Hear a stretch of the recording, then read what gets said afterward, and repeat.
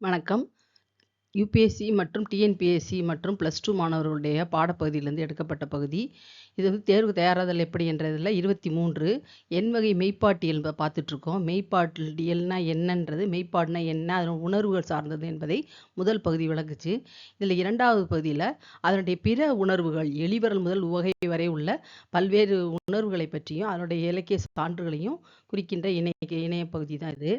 இதில் வந்து வினாக்கள் ஏற்கனவே சொன்ன மாதிரி மெய்ப்பாடு ரசமும் ஒன்றா என்று கேட்கின்றதும், தொல்காப்பிய எண்வகை மெய்ப்பாடுகளும் உங்களுக்கு வினாக்களாக வந்திருக்கு.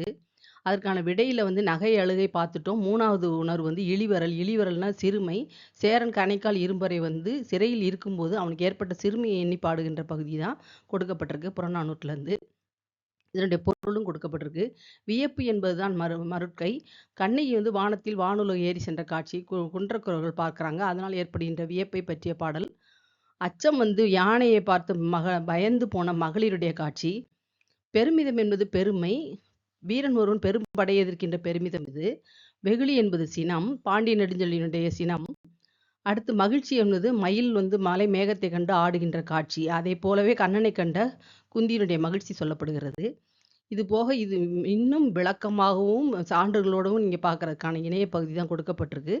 படித்து புரிந்து கொள்ளவும்.